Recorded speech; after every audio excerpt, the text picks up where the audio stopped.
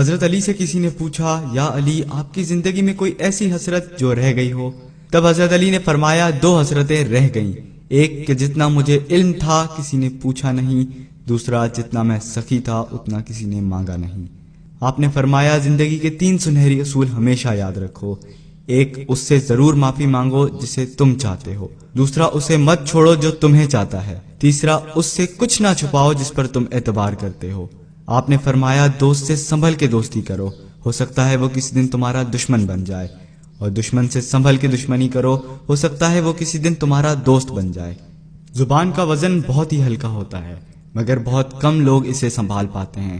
آپ نے فرمایا، جسم ایک دکان ہے اور زبان اس کا تالا، جب تالا کھلتا ہے تو معلوم ہوتا ہے کہ دکان سونے کی ہے یا لوہے کی۔ زندگی تیز ہواؤں کی مانند ہے، جس نے اس کی آندھیاں برداشت کر لیں وہ کبھی غم کی گھٹا نہیں دیکھتا، سرسبز و شاداب باغ دیکھتا ہے۔ حضرت علی سے کسی نے پوچھا، یہ کیسے پتا چلے گا کہ جو پریشانی یا مصیبت ہم پر آئی ہے وہ اللہ کی طرف سے آزمائش ہے یا ہم پر اللہ کی طرف سے سزا ہے؟ آپ نے جواب دیا، جو مصیبت تجھے اللہ کی طرف لے جائے وہ آزمائش ہے، اور جو مصیبت تجھے اللہ سے دور کر دے وہ سزا ہے۔ حضرت علی کے پاس ایک یہودی آیا اور کہا، میں نے سنا ہے کہ جب آپ مسلمان عبادت کرتے ہو تو وسوسے اور خیالات آتے ہیں، جبکہ ہم عبادت کرتے ہیں تو ہمیں نہیں آتے۔ حضرت علی نے جواب میں فرمایا، اگر ایک گھر فقیر کا ہو اور ایک گھر امیر کا تو چور کہاں جائے گا؟ یہودی نے کہا، امیر کے گھر میں۔ حضرت علی نے فرمایا، تبھی تو شیطان ان کو ستاتا ہے جن کے دل میں اللہ ہو، جن کے دل میں اللہ کی محبت نہیں ہوتی وہاں شیطان کا کیا کام؟ آپ نے فرمایا، جب تمہاری جان کو خطرہ ہو تو صدقہ دے کے جان بچاؤ، اور جب تمہارے دین کو خطرہ ہو تو جان دے کر دین بچاؤ۔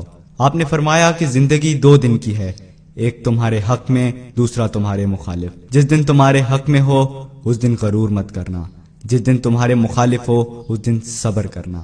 کسی کی مدد کرتے ہوئے اس کے چہرے کی طرف مت دیکھنا، ہو سکتا ہے ان کی شرمندہ آنکھیں تمہارے دل کے اندر غرور کا بیج بو دیں۔ 3 چیزیں ایمان کو تباہ کر دیتی ہیں، امیروں کی محفل، عورتوں کی صحبت اور جاہلوں سے بحث۔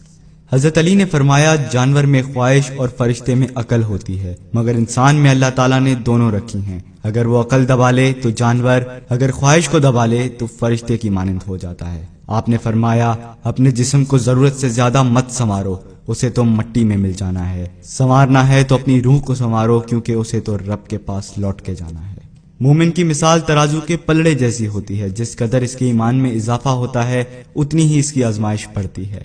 آپ نے فرمایا، اچھے لوگوں کی ایک خوبی یہ بھی ہوتی ہے کہ انہیں یاد نہیں رکھنا پڑتا، وہ یاد ہی رہتے ہیں۔ آپ نے فرمایا، رزق کے پیچھے اپنا ایمان مت خراب کرو، کیونکہ رزق انسان کو اس طرح تلاش کرتا ہے جیسے مرنے والے کو موت۔ حضرت علی نے فرمایا، رشتے خون کے نہیں احساسات کے ہوتے ہیں، اگر احساس ہو تو اجنبی بھی اپنے ہو جاتے ہیں، اگر احساس نہ ہو تو اپنے بھی اجنبی ہو جاتے ہیں۔ ایک مرتبہ کساب آواز لگا رہا تھا، تازہ گوشت ہے لے لو۔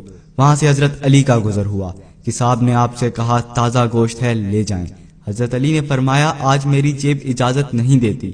کساب نے بولا، میں آپ سے ادھار کر سکتا ہوں۔ اس سے آپ نے ایک بہت حکمت سے لبریز جملہ ارشاد فرمایا۔ آپ نے فرمایا، یہ ادھار میں کیوں نہ اپنے پیٹ سے کر لوں، جس کو میں جنت میں اس سے بہتر غذا کھلا سکتا ہوں۔ حضرت علی نے فرمایا، لفظ انسان کے غلام ہوتے ہیں مگر صرف بولنے سے پہلے تک، بولنے کے بعد انسان اپنے لفظوں کا غلام ہو جاتا ہے۔ آپ نے فرمایا، کوئی تمہارا دل دکھائے تو ناراض مت ہونا، کیونکہ قدرت کا قانون ہے، جس درخت کا پھل زیادہ میٹھا ہوتا ہے لوگ پتھر بھی اسی کو مارتے ہیں۔ آپ نے فرمایا، کسی کا عیب تلاش کرنے والے کی مثال اس مکھی جیسی ہے جو سارا خوبصورت جسم چھوڑ کر صرف زخم پر جا کر بیٹھتی ہے۔ آپ نے فرمایا، اچھا دوست چاہے کتنا بھی برا بن جائے کبھی اس سے دوستی مت توڑنا، کیونکہ پانی چاہے کتنا بھی گندا ہو آگ بجھانے کے ضرور کام آتا ہے۔ آپ نے فرمایا، زندگی کے ہر موڑ پر صلح کرنا سیکھو، کیونکہ جھکتا وہی ہے جس میں جان ہوتی ہے، اکڑنا تو مردے کی پہچان ہوتی ہے۔ دوست ہو یا پرندہ دونوں کو آزاد چھوڑ دو، اگر لوٹ آیا تو تمہارا، نہ لوٹ کر آیا تو تمہارا وہ کبھی تھا ہی نہیں۔ بادشاہ نے وزیر کو انگوٹھی دی اور کہا، اس پر کوئی ایسا فقرہ لکھوا لاؤ جسے میں خوشی میں پڑھوں تو اداس ہو جاؤں اور غم میں پڑھوں تو خوش ہو جاؤں۔ وزیر گیا اور انگوٹھی پہ یہ لکھوا لایا کہ یہ وقت بھی گزر جائے گا۔